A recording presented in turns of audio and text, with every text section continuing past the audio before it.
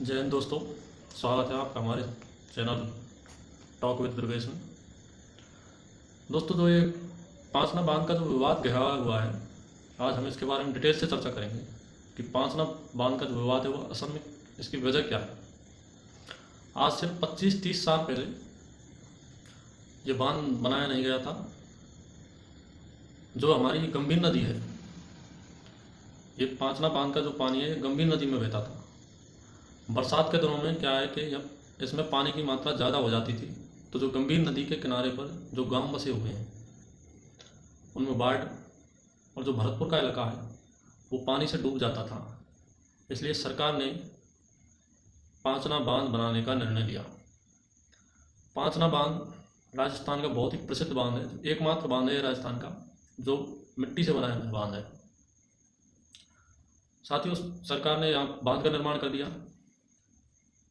धीरे धीरे राजनीतिक कारणों से इस गंभीर नदी का अस्तित्व ही खत्म कर दिया गया और कुछ राजनेताओं की चाल से ये पानी नहरों के किनारे गंगापुर की ओर मोड़ दिया गया।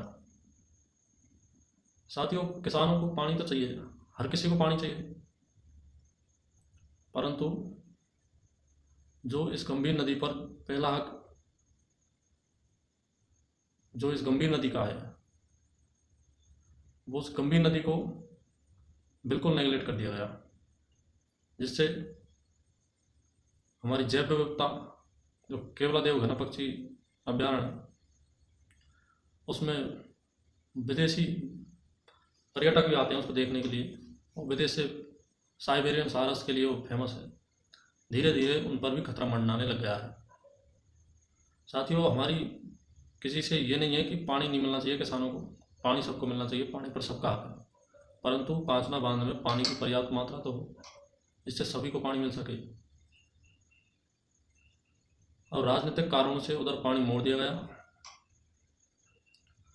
तो फिर इधर हमारे पांचना के जो भाई हैं गुजर भाई, उन्होंने अपने लठ के जोर से पानी रोका कि पानी पहले इधर हमारी तरफ बहेगा फिर दूसरी तरफ जाएगा। अब वो भाई कोर्ट की तरफ रुक कर गए। कोर्ट तो भाई जो जाएगा तो कोर्ट ने देखा है किसानों को पानी, तो फिर वहाँ के जो नेता हैं वो राजनीति चमकाने के चक्कर में फिर लोगों को भड़काने लग गए और ये आंदोलन फिर तूल पकड़ गया।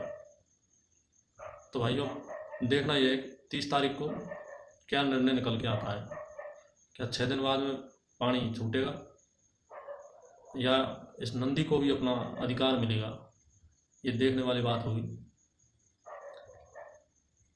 यदि प्राकृतिक रूप से देखा जाए तो इस पांचना के पानी पर पहला अधिकार गंभीर नदी का है और दूसरा अधिकार वहाँ बसे 12 गांवों का है जिसमें उनकी ज़मीनें गई हैं।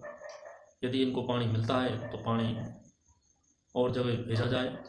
हमारी किसी से कोई बैर दुश्मनी नहीं है कि किसी को पानी नहीं दिया जाए। पानी पर सबका अधिकार, ये पानी सबको मिलना चाहिए।